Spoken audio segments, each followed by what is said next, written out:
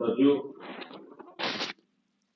Facebook live पर जितने साथी इस प्लेटफॉर्म पे जुड़े हैं, आप सबका मैं स्वागत करता हूं।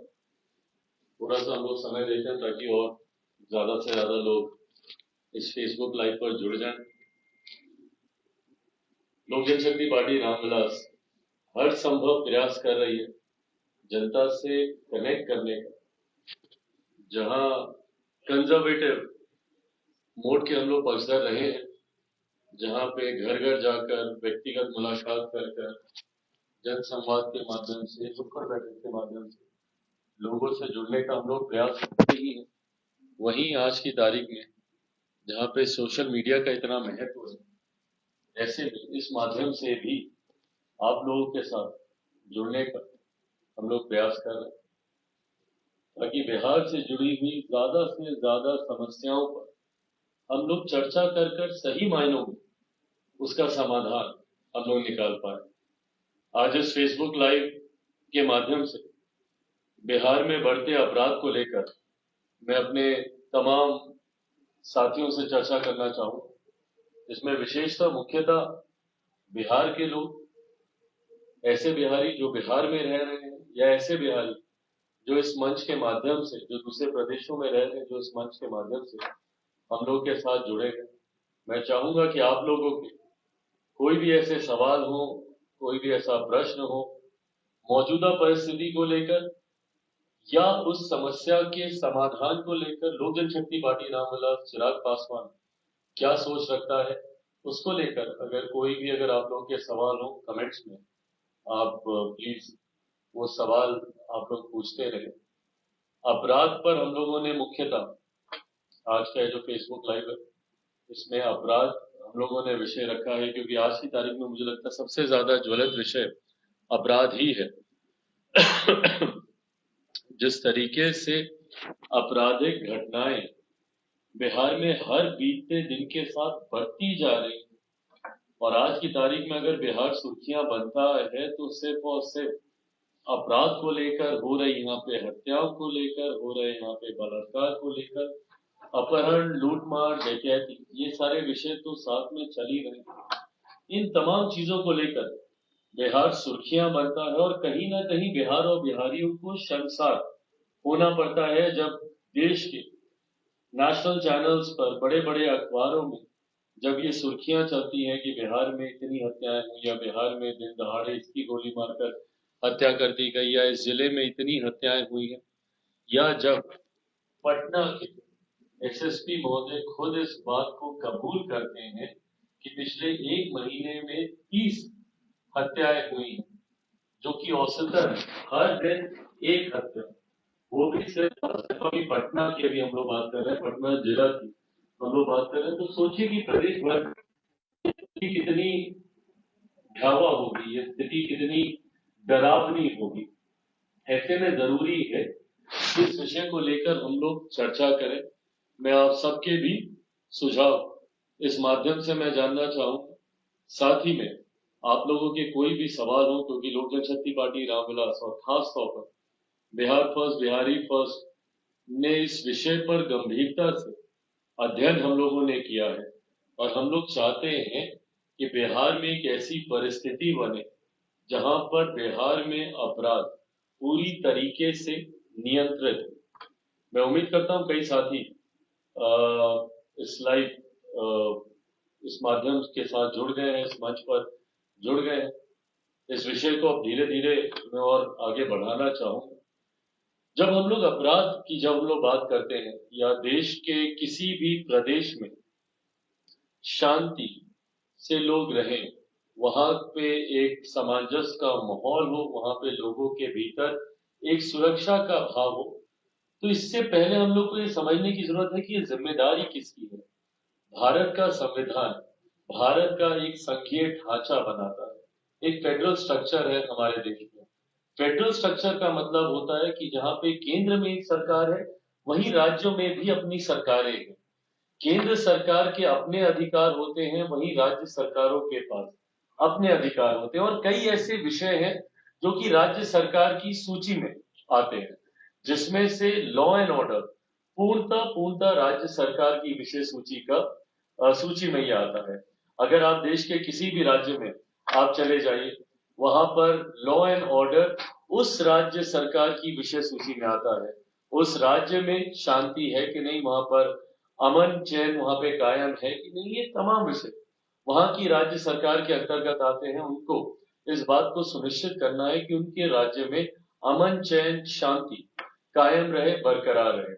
उसी तरीके से शिक्षा भी राज्य सरकार की विषय सूची में आता है, स्वास्थ्य राज्य सरकार की विषय सूची में आता है। पर क्योंकि आज की तारीख में हम लोग सिर्फ अपराध को लेकर हम लोग चर्चा कर रहे हैं, और आने वाले दिनों में कई ऐसे लाइव प्लेटफॉर्म्स पे कई और विषय हैं, क्योंकि बिहार में शिक्षा पर भी चर्चा करनी उतनी ही जरूरी है, बिहार में स्वास्थ्य पर भी चर्चा करनी उतनी ही जरूरी है।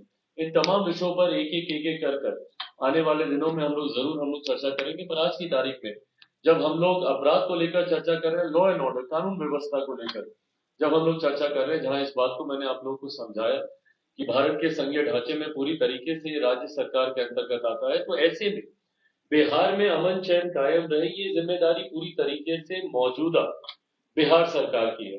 बिहार में आज की तारीख में महागठबंधन की सरकार है, जिसमें कई दलों के समर्थन से ये सरकार चल रही है, जिस सरकार का नेतृत्व हमारे मुख्यमंत्री नीतीश कुमार जी कर रहे हैं। अब ये जिम्मेदारी जहां एक तरफ राज्य सरकार की है, तो यकीनन उस सरकार के जो गृह मंत्री होते हैं, उनकी जिम्मेदारी बनती है कि अपने विभाग के माध्यम से सुनिश्चित करें कि उनके राज्य में कानून व्यवस्था सुनिश्चित तौर पे चले, और लोगों को कम से कम एक सुरक्षा का भाव मिले, किसी को कम से कम जान माल को लेकर किसी तरीके की कठिनाइयों का सामना ना करना पड़े। अब हमारे प्रदेश की परिस्थिति देखिए, हमारे प्रदेश के जो मुख्यमंत्री हैं, संजोग से वही हमारे प्रदेश के गृह मंत्री भी हैं।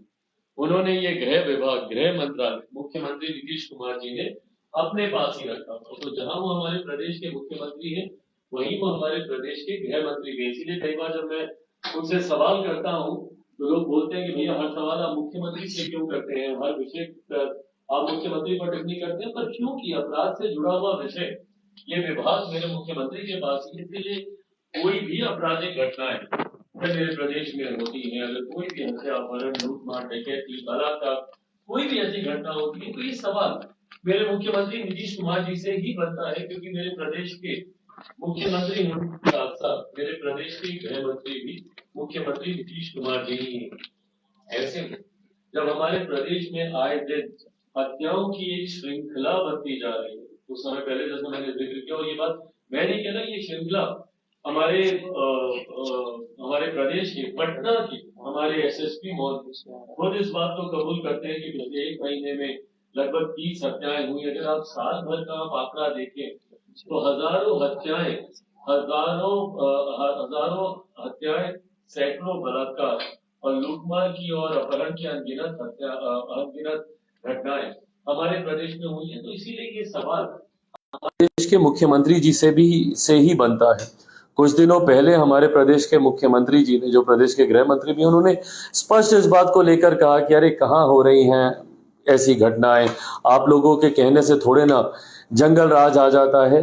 पर पूछिए हमारे प्रदेश के मुख्यमंत्री से, पूछिए हमारे प्रदेश के गृह मंत्री से कि आए दिन, और जब उन्हीं के ही पटना, जिस शहर में मुख्यमंत्री जी का निवास है, जहाँ पे वो रहते हैं, पूछिए उनसे कि क्या जो हत्याएं हो रही हैं क्या वो गलत हैं, क्या ये आंकड़े गलत हैं, क्या जो औरतें आंसू बहा रही हैं जिन्होंने अपने सुहाग को खोया, ऐसी माएं जिनकी गोद सुनी हुई हैं, क्या वो झूठ बोल रही हैं?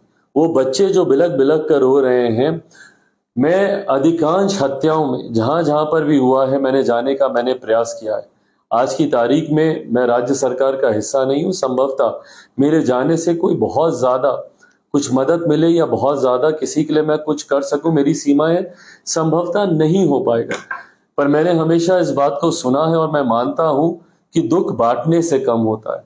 मानवता के नाते ये प्रयास मेरी तरफ से हमेशा रहता है कि कम से कम उस परिवार को मैं अपने गले से लगाऊं जिसने अपने घर में खाने कमाने वाला खोया, या उन बच्चों को अपने सीने से लगाऊं जिसने अपने पिता को खोया, या उस बूढ़ी माँ को अपने गले से लगाऊं जिन्होंने अपने जवान बच्चे को खोया है।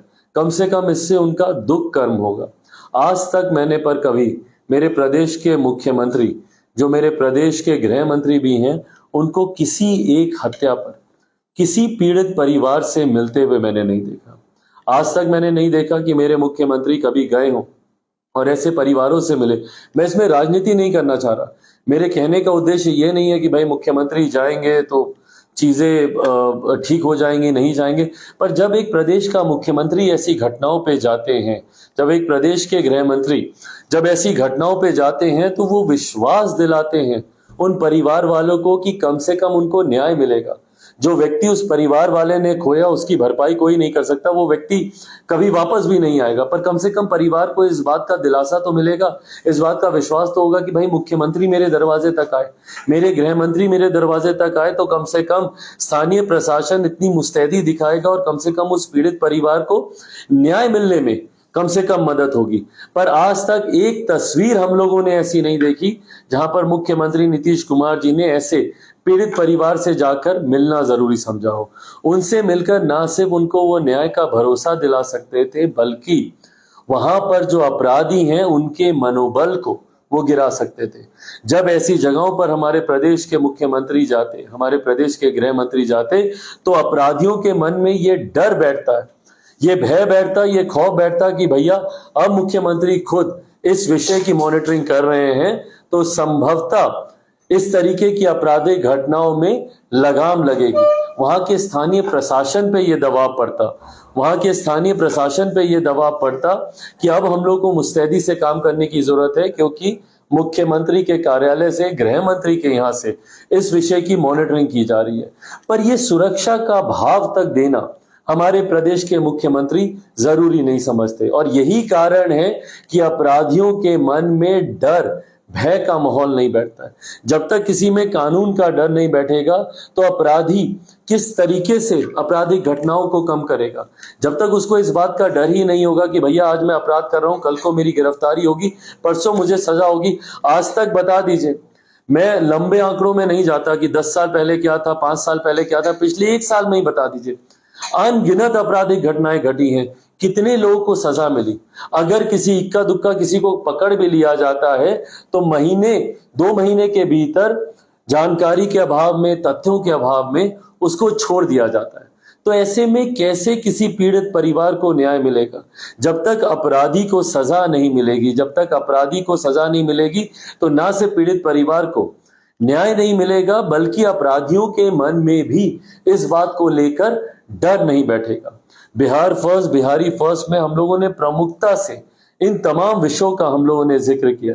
मेरे जितने साथी जो बिहार में रहते हैं, कहीं ना कहीं आप लोगों ने अनुभव किया होगा, 100 नंबर तक कई इलाकों में काम नहीं करता है। आप लोग अगर 100 नंबर डायल करेंगे, कल को भगवान ना करे पर आपके घर में, परिवार में अगर कोई घटना घट जाए, कोई विपरीत परिस्थिति आ जाए, तो ऐसे में आप लोग 100 नंबर आप लोग डायल करते रहिएगा। या तो वो नंबर आउट ऑफ सर्विस होगा, या वो नंबर लगेगा ही नहीं, और अगर कभी लग गया तो वो नंबर पे कोई फोन उठाएगा नहीं। ये परिस्थिति बिहार की बन गई है। तो अगर ऐसी परिस्थिति में कल को मान लीजिए अगर किसी के घर कोई आपराधिक घटना घटी, चोर, लुटेरे, डकैत वहां पर घुस गए, या आपकी बच्ची के साथ कोई दुष्कर्म वहां पर कर रहा है, तो आप कैसे आप प्रशासन को कांटेक्ट कीजिएगा? भाई हर किसी के पास संभव नहीं है ना कि थाना अध्यक्ष का मोबाइल नंबर हर किसी के पास हो, या एसपी साहब का मोबाइल नंबर हर किसी के पास हो। बचपन से हम लोग को यही सिखाया जाता है ना कि 100 नंबर पे डायल करो, कुछ भी हो। आप 100 नंबर आप घुमाते रहिए, 100 नंबर आप लगाते रहिए, 100 नंबर पर कोई फोन उठाने वाला नहीं। बिहार फर्स्ट, बिहारी फर्स्ट ने सबसे पहले, और जो कि एकदम बेसिक है, ये सबसे पहले इस बात का हम लोगों ने उसमें जिक्र किया है कि 100 नंबर को दुरुस्त करना जरूरी है।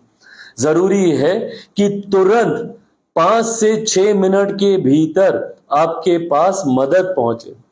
जब तक वो मदद आपके पास पहुंचेगी नहीं, अगर अपराधियों के मन में इस बात का डर ही नहीं होगा कि भैया मैं किसी आपराधिक घटना को मैं अंजाम दे रहा हूं और पुलिस आएगी ही नहीं, तो भाई वो तो बेखौफ होकर इस घटना को अंजाम देता रहेगा। और यही कारण है दिन दहाड़े जब गोलियां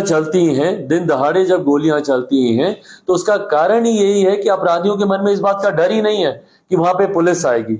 और इसी को लेकर कई मेरे साथी भी सवाल पूछ रहे हैं कि भैया बिहार फर्स्ट बिहारी फर्स्ट अपराध को रोकने में कैसे मददगार साबित होगा। बिहार फर्स्ट बिहारी फर्स्ट में इसी बात का प्रमुखता से हम लोगों ने जिक्र किया है कि पहले 100 नंबर काम करें। कहीं पर भी आपराधिक घटना घट रही है, एक तय समय पर वहां पर स्थानीय प्रशासन के लोग वहां पर पहुंचे, ये सबसे पहले सुनिश्चित करना जरूरी है। स्थानीय प्रशासन को इतना मुस्तैद होना पड़ेगा और बिहार फर्स्ट बिहारी फर्स्ट इस बात को सुनिश्चित करेगा कि स्थानीय प्रशासन इतना मुस्तैद हो ताकि तत्काल प्रभाव से वहां पर जहां पर भी आपराधिक घटना घट रही है, जहां से भी इस तरीके की जानकारी स्थानीय थाने को या वहां के स्थानीय प्रशासन के लोगों को या पेट्रोलिंग कर रही गाड़ियों को, आप देखेंगे कई बार पेट्रोलिंग करती गाड़ियां लाइट और इसको अपना बंद करके वहां पर गाड़ी एक जगह कोने में पार्क करके वो लोग सोए हुए हैं। इस बात को हम लोग को दुरुस्त करने की जरूरत है। पेट्रोलिंग व्हीकल्स निरंतरता में गश्त लगाते रहें, पेट्रोलिंग करते रहें ताकि कहीं पे भी अगल बगल में कोई घटना हो रही हो तो लोग चौकन्ने रहें, ये लोग चौकन्ने रहें। इन बातों को हम लोग को सुनिश्चित करना होगा, जिसकी बिहार फर्स्ट बिहारी फर्स्ट हम लोग प्रमुखता से हम लोग इसके पक्षधर हैं, इसका हम लोग जिक्र करते हैं। साथ ही में एफआईआर दर्ज कराने में जो कठिनाइयों का हम लोग को सामना करना पड़ता है, आज भी आप चले जाइए भैया, एफआईआर ही दर्ज नहीं होती है। जब आप थाने में जाते हैं, थाने वाले इस थाने से उस थाने, इधर से उधर आपको दौड़ाते रहेंगे, आपको भगाते रहेंगे। एफआईआर तक दर्ज करना कोई जरूरी नहीं समझता। कार्रवाई और उसके ऊपर अपराधियों को सजा मिलना तो बहुत दूर की बात है। बट सबसे पहले जो बेसिक चीज है कि भाई आप फर्स्ट इंफॉर्मेशन रिपोर्ट तो आप दर्ज कीजिए, आप एफआईआर तो आप दर्ज कीजिए। आप पहले जानिए तो कि वहां पे क्या घटना घटी है, नहीं हुआ है, क्या हुआ है, नहीं हुआ है। एफआईआर तक वहां पे अधिकांश थानों में दर्ज नहीं होती। महिलाओं के साथ ये अलग परेशानी बनी हुई है। वो थानों में जाती हैं तो बोला जाता है कि भैया आप महिला थाने में जाइए। आज की तारीख में ये विषय आ रहा है, ये कोऑर्डिनेशन करने की जिम्मेदारी उस थाने की होगी, पर सबसे पहले वहां पर उसकी एफआईआर दर्ज हो, इस बात को सुनिश्चित करने की जिम्मेदारी प्रशासन की है, जिसको बिहार फर्स्ट बिहारी फर्स्ट हम लोग मेक श्योर करेंगे कि इसको किया जाए। बिहार में थोड़ा सा कनेक्टिविटी का इश्यू था, मैं उम्मीद करता हूं कि आप सबको मेरी आवाज ठीक से आ रही हो। साथ ही में इस बात को भी हम लोग को सुनिश्चित करने की जरूरत है कि तय सीमा पे टाइम बाउंड कुछ ऐसे अपराध हैं जिसको अगर आप अनंत काल के लिए छोड़ दीजिएगा तो वो पुनः कारण बनते हैं अपराधियों के मन से डर को मिटाने के लिए। लोगों को लगता है कि भैया क्या होगा, हम जाएंगे, अगर पकड़ भी लिया तो सालों साल केस चलेगा, निकल जाएंगे, छूट जाएंगे। निर्भया का एक मैटर है जिसको मैंने लोकसभा में सदन के पटल पर भी मैंने उठाया था और उस वक्त भी मैंने कहा था कि अपराधियों के मन में डर इसीलिए नहीं है क्योंकि निर्भया का मैटर सालों साल चला और इतने विकल्प अपराधियों को दिए गए। उस वक्त भी मैंने as a lawmaker Bharat की संसद में खड़े होकर मैंने कहा था कि हर उस कानून को हम लोग को बदलने की जरूरत है जो अपराधियों को इतने विकल्प देते हैं और साल दर साल उनको बचने के मौके देते हैं। तारीख पे तारीख ये एक बहुत मशहूर डायलॉग हम लोगों ने सुना था जो कहीं ना कहीं आज की तारीख में हकीकत बन गया।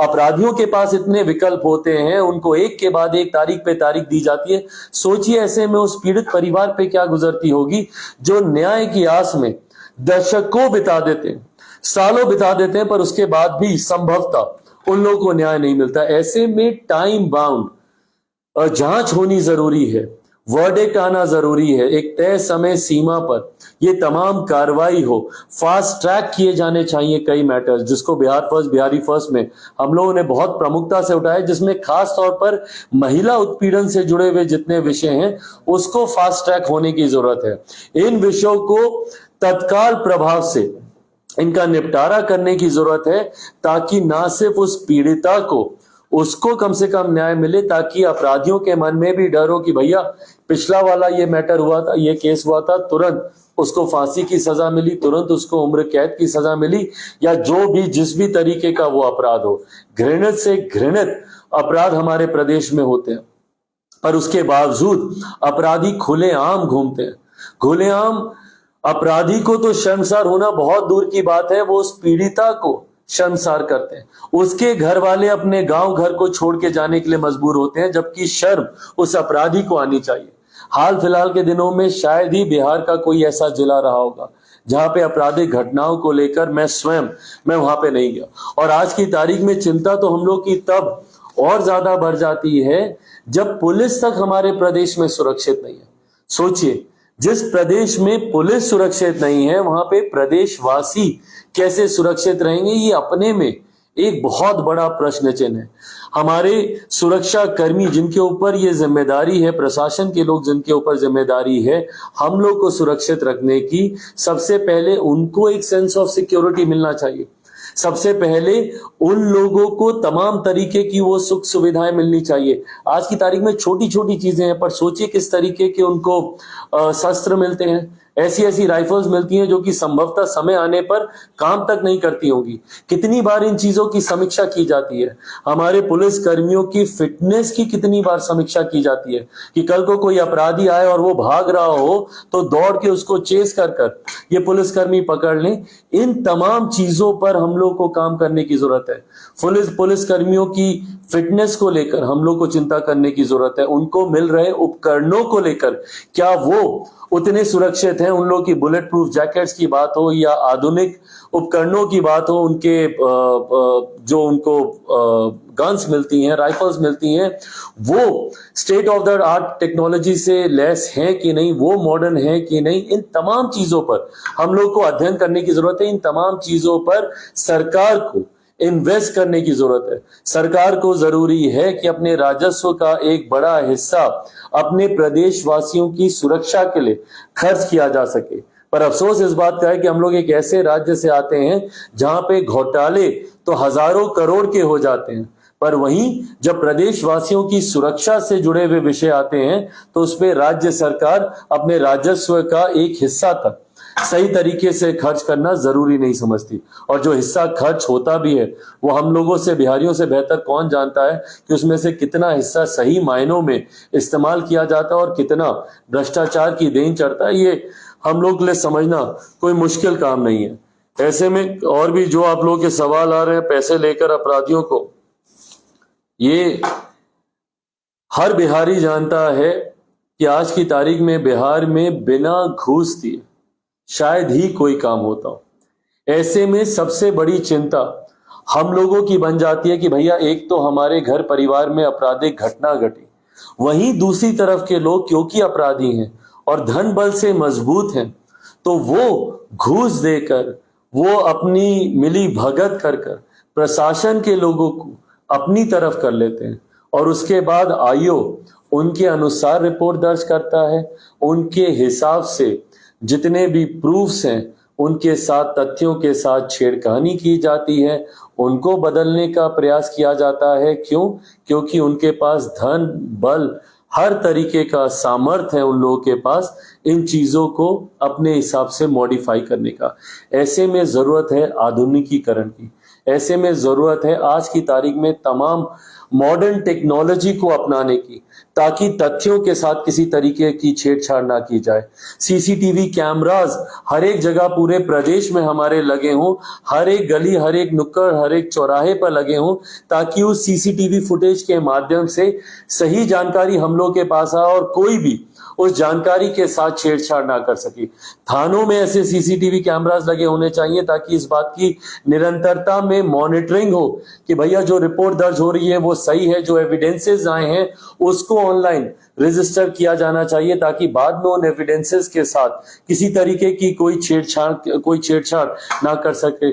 फॉरेंसिक लैब्स यहां पर बैठाए जाने की जरूरत है ताकि जितने भी एविडेंसेस आए हैं उनके फिंगरप्रिंट्स हो या उनकी फर्दर फॉरेंसिक उसकी जांच करवाने की जरूरत हो।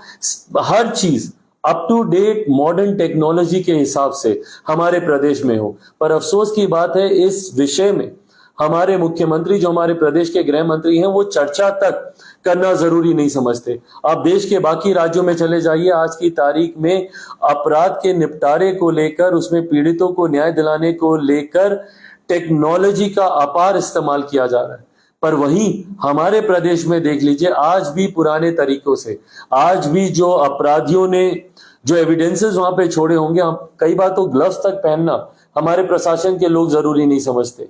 इसमें कितने ऐसे एविडेंस हैं जो कि नष्ट हो जाते हैं, फिंगरप्रिंट्स मिट जाते हैं, अपराधियों के उंगलियों के निशान हो, उनके द्वारा छोड़े गए एविडेंसेस हो, वो नष्ट हो जाते हैं, क्योंकि इस दिशा में हम लोग बात ही नहीं करते। आखिरी बार कब ऐसी वर्कशॉप्स ऑर्गेनाइज की गई हैं प्रशासन के लोगों को लेकर, हमारे पुलिस कर्मियों को लेकर, ताकि उनको सैनिटाइज किया जाए, उनको जानकारी दी जाए, नई नई टेक्नोलॉजीज को लेकर फोरेंसिक लैब के अधिकारी आए, वो जानकारी दें कि भैया किस तरीके से जब आप किसी घटना स्थल पर जाते हैं, जब आप किसी एक ऐसे स्पॉट पर जाते हैं जहां पे घटना घटी हो, तो वहां पे क्या प्रोटोकॉल्स होने चाहिए, क्या पैरामीटर्स होने चाहिए, किस तरीके की सावधानियां हम लोग को बरतने की जरूरत है। इन विषयों पर कभी चर्चा खुलकर हमारे प्रदेश में या विभाग में संभवतः कभी हुई नहीं है।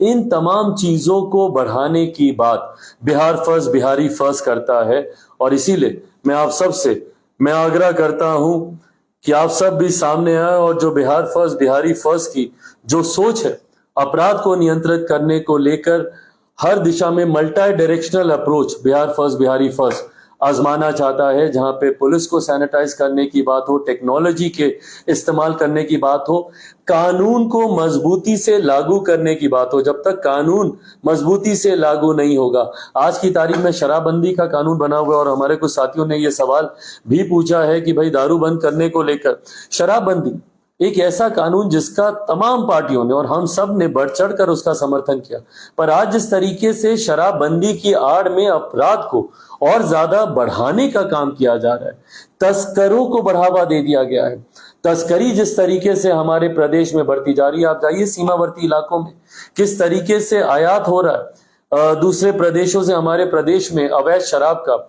जहरीली शराब के उद्योग बिहार के प्रखंड तो भूल जाइए, पंचायतों में खुलने लग गए। छोटे छोटे पंचायतों में आप चले जाइए, वहां पर उद्योग खुलने लग गए हैं, वहां पर धंधे शुरू हो गए अवैध शराब के निर्माण को लेकर, और उसी में जहरीली शराब बनती है और लोग वहां पर पीकर उनकी हत्याएं हो जाती हैं।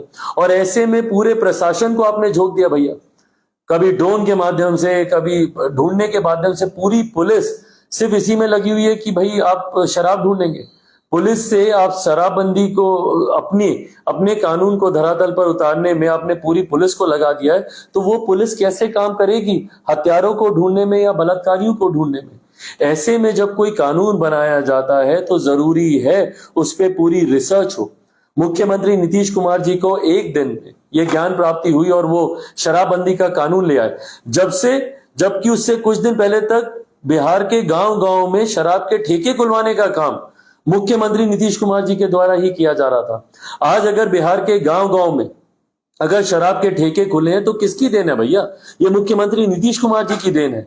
2014-15 तक लाइसेंसेस निकालते ये नहीं थक रहे थे, ठेके निकालते ये नहीं थक रहे थे ताकि बिहार के गांव गांव में शराब की दुकानें खुले। और उसके बाद यकायक इनको ज्ञान प्राप्ति हुई कि भैया जो शराब पीता है वो महापापी है। चलिए, हमने भी माना भाई कि वो महापापी है, पर उसके लिए आप कोई ठोस नियम कायदा कानून बनाएंगे कि नहीं? एकदम जल्दबाजी में लाया गया ये कानून। आपने एक बार भी सोचा कि भैया जो अल्कोहलिक और अल्कोहलिक होते हैं, जिनको शराब की लत होती है, उनके लिए आपने कितने रिहैब सेंटर्स बनाए?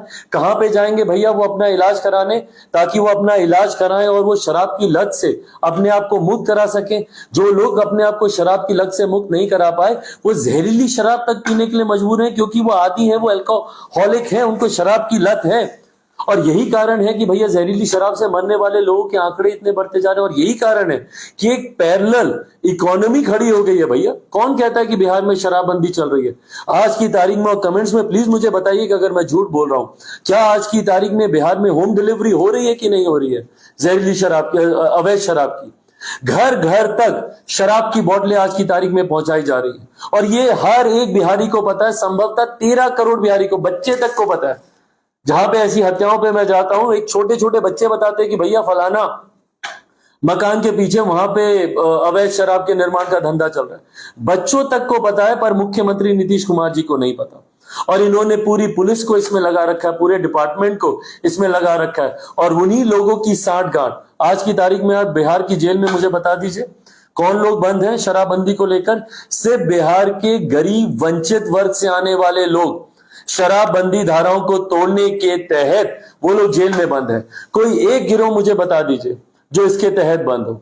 कोई एक बड़ा ऐसा गैंग बता दीजिए जो शराबबंदी धाराओं के उल्लंघन को लेकर बिहार की जेल में बंद हो। जितने उद्योग लगाने वाले लोग हैं, जितने ऐसे गिरोह हैं जो ऐसे धंधे को चला रहे हैं, जो जहरीली शराब का आयात करा रहे हैं ऐसे तस्कर, वो सब खुलेआम घूम रहे हैं और आज की भी तारीख में खुलेआम तस्करी कर रहे हैं, खुलेआम अवैध शराब का निर्माण के धंधे से जुड़े हुए हैं। और बिहार की जेलों में कौन लोग बंद हैं? ऐसे लोग जो कि गरीब वंचित वर्ग से आते हैं, जिनके पास संभवतः बेल कराने तक के पैसे नहीं है, या ऐसे लोग जिनका पीढ़ी दर पीढ़ी पेशा रहा है। पासी समाज के लोगों को इन्होंने शराबबंदी की धारा में, सोचिए भाई, जो भी पढ़ा लिखा व्यक्ति है वो इस बात को जानता है कि आज की तारीख ताड़ी एक प्राकृतिक पदार्थ है, नेचुरल जूस जैसे होता है वो है। ताड़ी बेचने के आरोप में पासी समाज के लोगों को इन्होंने शराबबंदी की धाराएं लगाकर उनको बिहार की जेलों में बंद किया हुआ है। पर वहीं जितने ऐसे उद्योग धंधे वाले लोग हैं वो खुलेआम घूम रहे हैं। तो ये दिखाता है कि भैया संरक्षण प्राप्त है, और इस बात को मैं खुले तौर पर मैं बोल रहा हूं कि भाई संरक्षण प्राप्त है ऐसे गिरोह को जो जहरीली शराब या अवैध शराब के निर्माण से जुड़े हुए हैं। संरक्षण प्राप्त है ऐसे तस्करों को जो अवैध शराब का निर्यात कराते हैं सीमावर्ती इलाकों से, और संरक्षण प्राप्त है कई ऐसे अपराधियों को जो अपने अपने इलाकों में आपराधिक घटनाओं को निरंतरता में अंजाम देते रहते हैं। वहां की स्थानीय पुलिस आंख मूंदी बैठी रहती है, उसको उनकी नाक के नीचे आपराधिक घटनाओं को अंजाम दिया जाता है, पर स्थानीय प्रशासन आंख मूंद कर बैठा रहता है क्योंकि इन्हीं लोगों का संरक्षण प्राप्त है। ऐसे में जरूरी है, और इसमें अब मैं अंत में आप सबसे आग्रह करूंगा, अगर हम लोग को बिहार को एक सुरक्षित प्रदेश बनाना है, बिहार को आगे लेकर जाना है, आज क्यों नहीं बिहार में कोई निवेशक आता है? किसी भी निवेशक को निवेश करने के लिए सबसे पहले भैया एक सेंस ऑफ सिक्योरिटी चाहिए कि कम से कम मैं जितना निवेश मैं कर रहा हूं, कम से कम मेरा निवेश तो सुरक्षित रहे।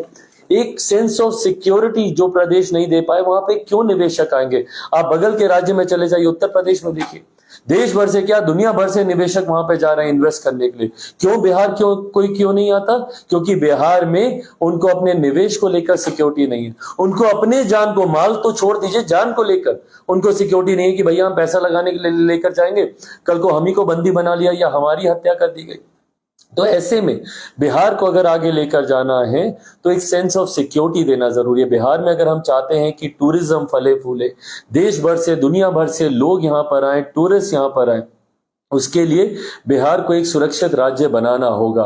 आए दिन अगर सिर्फ हत्याओं को लेकर ही बिहार देश भर में, दुनिया भर में सुर्खियों में बनेगा तो कोई टूरिस्ट, कोई पर्यटक यहाँ पे नहीं आना चाहेगा, कोई निवेशक हमारे प्रदेश में नहीं आना चाहेगा। और उल्टा जब हम लोग दूसरे प्रदेश में जाएंगे तो लोग हम लोग को हीन भावना से देखते हैं कि अरे इनके प्रदेश में तो खुद इतनी हत्याएं हो रही हैं, ये उस राज्य से आता है। जाते हैं लोग पूछते हैं कि भैया वहां पे लोग सड़क पे चल पाता है, सुरक्षित रहता है? लोगों को लगता है राह चलते हम लोगों को गोली मार दी जाएगी। इस तरीके की छवि हमारे प्रदेश की बना दी गई है। और ऐसे में जब मैं सवाल पूछता हूं मुख्यमंत्री से तो पूछा जाता है कि भाई मैं उनसे क्यों सवाल पूछ रहा हूं? सवाल सिर्फ इसीलिए क्योंकि 18 साल से मेरे प्रदेश के वो मुख्यमंत्री हैं, 18 साल से मेरे प्रदेश के वो गृह मंत्री हैं। और आज की तारीख में बिहार में जो महागठबंधन की सरकार है, यही सरकार और इसी सरकार के घटक दल अलग अलग समय में गृह विभाग की जिम्मेदारी संभालते रहे हैं पिछले 33 साल से। 33 साल में अगर बिहार जंगल राज से बाहर नहीं आ पाया, और आज तो महाजंगल राज की बात होती है, तो इसकी जिम्मेदार भी यही सरकार है। ऐसे में बिहार फर्स्ट, बिहारी फर्स्ट एक ईमानदार प्रयास कर रहा है बिहार को एक सुरक्षित राज्य बनाने का, एक ईमानदार प्रयास कर रहा है अपनी बहन, बेटी, माताओं की कम से कम इज्जत को बचाने का, उनको एक सम्मान की जिंदगी देने का। मैं चाहता हूं जितने मेरे साथी हैं जो इस सोच से सहमत हैं, जो बिहार को एक सुरक्षित राज्य बनाने की सोच रखते हैं, मैं चाहता हूं आप सब आए, बिहार फर्स्ट, बिहारी फर्स्ट का मजबूती से साथ दें, इसी तरीके से अपने सुझाव देते रहें, इसी तरीके से अपना साथ और अपना आशीर्वाद देते रहें। बहुत बहुत धन्यवाद। जय हिंद, जय बिहार।